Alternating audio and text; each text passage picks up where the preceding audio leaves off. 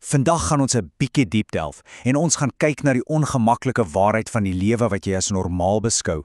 Hierdie gaan jou dalk 'n bietjie ruk, maar die doel is om jou oë oop te maak vir die mure wat jy dalk nie eers geweet het bestaan nie. Goed, is jy reg? Kom ons spring weg. Die woorde sit die toon, né? Ons is nie hier vir daai soet motiveringspraatjies nie. Nee, ons is hier vir die harde waarheid, daai bitter medisyne wat nodig is om die regte siekte te genees, en daai siekte is middelmatigheid. Ok, eerste ding eerste. Kom ons praat oor die idee dat dit wat ons as ons normale lewe sien, eintlik 'n tronk is. 'n Tronk wat ons vir onsself gebou het. En is so gemaklik daar binne dat ons nie eens meer besef ons is gevangenes nie. Dink gou hieroor saam met my. Vir 'n hawelose persoon op straat het daai situasie wel normaal geword. En vir jou is jou lewe met 'n dak oor jou kop en kos in die yskas normaal. Sien jy die ding? Albei hierdie normale toestande kan lokvalle wees. Hoekom? Want ons raak gewoond daaraan. Dit word ons basislyn en ons beweeg eenvoudig nie meer daarvandaan nie. Klink enige van hierdie bekend? Herken jy dalk die tralies van jou eie sel? Daai konstante stres oor klein bedrag geld. Om dieselfde roetine dag in, dag uit te herhaal, jaar na jaar. Miskien is dit daai knaande gevoel dat die lewe net meer moet wees, maar jy voel vas. En daai diep innerlike leegheid, daai stilte wat oorverdowend raak, die oomblik as jy jou foon neersit. So, die groot vraag is, hoekom? Hoekom bly ons in hierdie tronk as ons weet die deur is nie regtig gesluit nie? Wel, die antwoord is eenvoudig, maar is kragtig, vrees. En om hierdie vrees te verstaan, kyk ons na een van die mees berugte tronke in die geskiedenis. Alcatraz. Ja, net die naam alleen klink onontsnapbaar, maar die interessantste ding van Alcatraz is nie hoe moeilik dit was om te ontsnap nie. Dis hoe gering die straf was as jy probeer en misluk. 'n Paar dae in 'n donker sel, dis dit. Hou daai gedagte vas, dis belangrik. So, 'n gevangene met die naam Frank Morris besluit hy gaan dit waag. Vir 6 maande lank beplan en werk hy en 3 ander in die geheim. Hulle grawe deur betonmure met lepels. Hulle maak valskoppe van seep en hare om die wagte te vloos. En dan, die nag van die ontsnapping, is alles gereed. Die pad na vryheid is letterlik oop. Maar een van die 4 gevangenes vries. Hy kan nie deur die gat klim nie. Vrees verlam hom en hy bly agter in sy sel. Kyk gou na hierdie keuse. Dis amper absurd. Aan die een kant 'n paar dae se ongemak, aan die ander kant 'n hele lewe van vryheid. En tog die vrees vir daai klein tydelike ongemak was sterker as die belofte van totale vryheid. Dit maak nie logies sin nie, maar is presies hoe ons breine baie keer werk. En hier is die feit wat my regtig geruk het. 99% van die gevangenes in Alcatraz het nooit eers probeer ontsnap nie. Hulle het die bekende ongemak van hulself verkies bo die onbekende risiko van vryheid. En dis ons, né? Ons is so dikwels daai 99% wat kies om vas te sit, uit vrees vir die klein bietjie pyn wat ware verandering kan bring. Nou wat presies is hierdie klein ongemak waarvoor ons so bang is?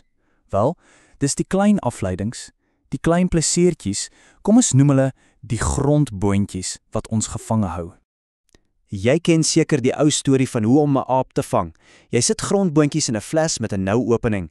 Die aap steek sy oop hand in, gryp die grondboontjies, maar dan kan hy nie sy gebalde vuis uit die fles kry nie. Al wat hy moet doen om vry te wees, is om die grondboontjies te los, maar hy weier. Hy sal eerder gevang word as om daai klein prys te gee. Dink 'n bietjie aan jou brein se fokus soos 'n rekenaar se RAM, sy werkende geheue. Daar's net 'n beperkte hoeveelheid spasie. Elke gedagte, elke afleiding, elke stukkie inligting, dit alles vat spasie op. En wat ook al in daai RAM is, dis waarop jou brein deur die dag fokus en dis wat jou aksies bepaal. En hier is ons moderne grondpoontjies. Dis daai konstante stroom van kennisgewings, die kinderstories, die nuutste reeks wat jy net moet kyk, die eindelose geskrol. Dis die klein skynbaar onskadelike goedjies wat ons weier om te los en hulle oorlaai ons geestelike RAM heeltemal en los geen spasie vir diepwerk of werklike vordering nie. Wees nou doodeerlik met jouself. Vra jouself hierdie vraag af. Deur seker te maak jy mis nooit 'n partytjie, 'n opdating of 'n stukkie schinder nie. Wat het jy wesenlik in jou lewe gewen? Het dit jou 1 sentimeter nader aan jou drome gebring of het dit jou net besig gehou binne in jouself?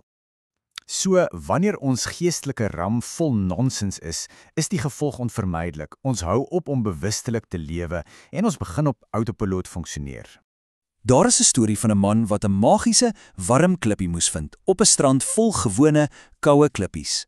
Sy metode was eenvoudig. Tel 'n klippie op, voel of dit koud is en gooi dit dadelik in die see sodat hy dit nie weer optel nie. En dit het hy gedoen vir maande. Tel op, voel, gooi weg, oor en oor. En op 'n dag tel hy 'n klippie op en dis Warm. Dis die een, dis die magiese klippie.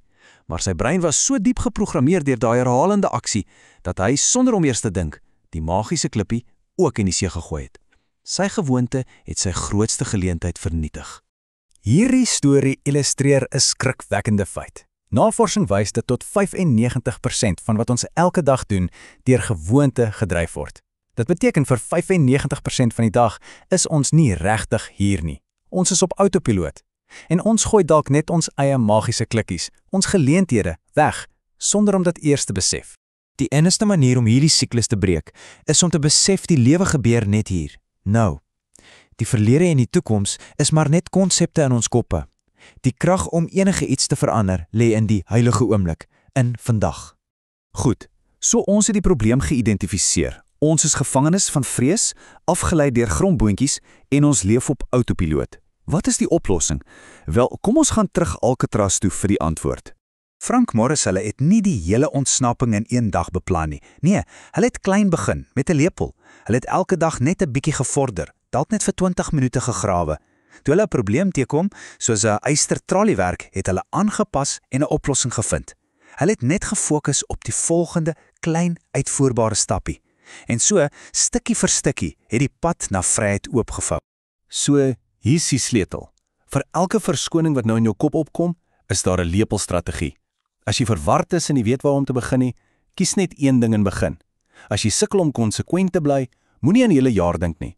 Fokus net op vandag se een klein taak. En as jy geen motivasie het nie, en hierdie is die belangrikste les van almal, moenie wag vir motivasie nie.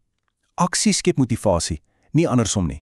Dis die formule. Sien dit as 'n opwaartse spiraal. Jy begin met 'n klein aksie, selfs al voel jy glad nie lus nie. Daai klein aksie gee jou 'n klein bietjie motivasie. Daai motivasie maak die volgende aksie 'n bietjie makliker. En so bou jy momentum. Een lepelvol op 'n slag. Jy herprogrammeer jou brein vir sukses. So, ek kan jou met hierdie vraag los. Elke liewe dag is 'n nuwe klippie in jou hand, 'n nuwe geleentheid. Is jy teenwoordig genoeg om te kyk of dit dalk die magiese een is? Of is jy so vasgevang in jou outomatiese gewoontes dat jy dit net weggooi, dag na dag na dag? Die keuse, soos altyd, is joune.